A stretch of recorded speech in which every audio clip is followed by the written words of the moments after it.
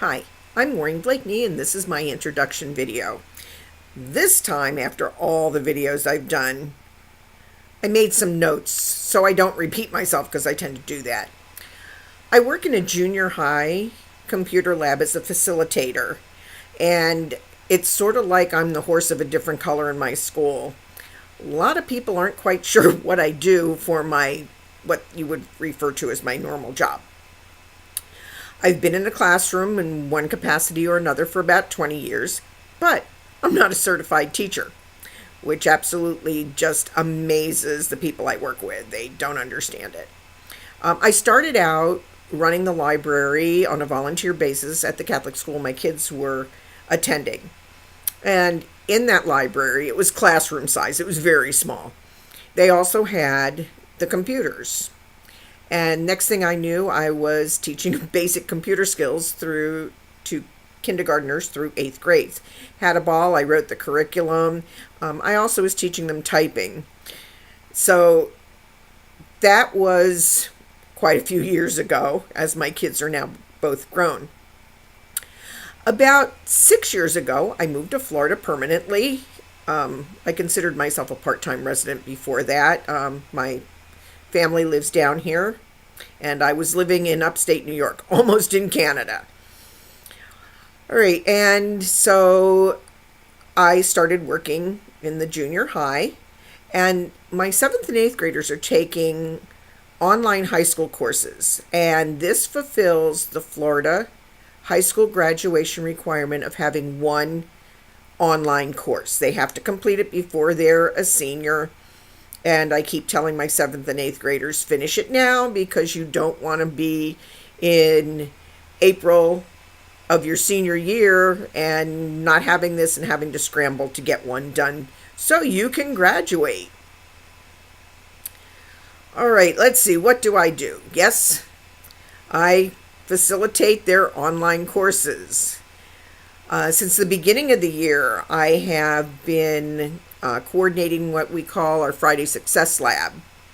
And what that is, teachers can refer students who are missing work, behind on work, need to take tests, and on Fridays, they fill out a Google form, it gets sent to me, and I pull the student from one of their electives on Fridays, and that involves looking all the kids up, though I do keep a spreadsheet on that now. Oh, I have since I started it. It makes it a lot easier. And then I had to start another one when the semesters changed because their electives changed. I do that. I write all the passes, make sure all the elective teachers get the passes. I coordinate with their teachers who referred them. They also put what they need to do. So I make sure the kids are doing their work. If they've turned it in, and as you all know, they'll say, but I turned it in. So I check up on that too. And some of them will look at me and say, you're going to call her? Yes, I'm going to call him. Oh, I'll do that work. So it's never a dull moment, as you guys know if you're teaching junior high. Now, starting in the second semester, I'd come in almost on a daily basis for a while, it seemed, and I'd have a new student on my attendance sheet. No warning, but that was okay. Pardon me, I would call and say, what are we doing here? I'm now monitoring grade recovery. Students that have failed one or more subjects the first semester, they're now using Edgenuity for grade recovery. I have a student in my room also whose mother wants him to have some intensive reading, so he's using Edgenuity for that also. A couple more students I have, they've missed school or for one reason or another, and they've got a lot of back work to do. They're in my room too. So I'm juggling quite a few different things in my room. So it's never a dull moment, never a dull moment. And of course, I have bus duty in the morning, and then at lunch I have lunch duty. So As support staff, they get their money's worth out. I sometimes tease them. All right, so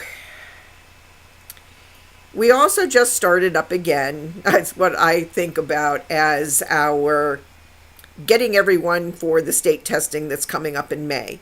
We have tutoring, and we offer tutoring Mondays through Thursdays, hour in the morning and an hour in the afternoon. Each day has a different subject that's being tutored, and it's free. The kids come. And I'm also staying on Wednesdays now, and I'm tutoring. It will start being 2 girls next week who's having a real problem with just basic math. And I'm finding so many kids just don't get it. So I've gone back to showing them how I was taught in the dark ages, as they say. Last week, my one student, multiplying fractions, dividing fractions, at the end of the hour, she walked out and I said, "Did you get it?"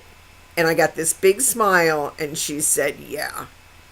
That's the biggest thrill I get, is when you get that smile or you see the light bulb come on in the classroom. Now, because we are so student success oriented, we know that there's kids that can't make the tutoring in the morning or the tutoring in the afternoon for one reason or another. So on Wednesdays, we changed up our schedule. We added a period. So we have an hour of what we refer to as our Cougar intervention. Yes, our mascot is a Florida Cougar. So that way, students that need help, need the tutoring, we have that hour on a Wednesday to do that. We shortened up the other periods by 10 minutes, and we have that hour. So everybody has that opportunity to be tutored.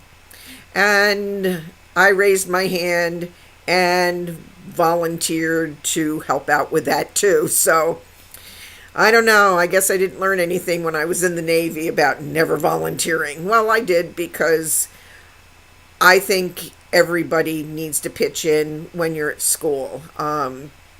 That's the only way students succeed, is if it's done as a group. Let's see, what else? Checking my notes here. One of the reasons we're doing so much tutoring this year, we have so many level 1 and 2 readers and math students in our 7th grade, and quite a few in our 8th grade. So we're really trying to get them to improve in their state testing. Our school is a Florida A school, that's our grade, and we are also a Florida School of Excellence, and it takes a lot of hard work and dedication from, like I said, from everyone. I get asked all the time, why don't I get certified? Well, at my age, I don't know. I don't want to jump through all the hoops that you have to jump through now to be a teacher. There's just so much other than teaching. Many years ago, I probably would have. But right now, I'm happy with being able to help in my little way. And I also think we're testing the kids to death. I remember back when we got tested every couple of years, every other year, and most of the time was spent actually teaching and not teaching to a test. All right, I got my associate's degree first many years ago.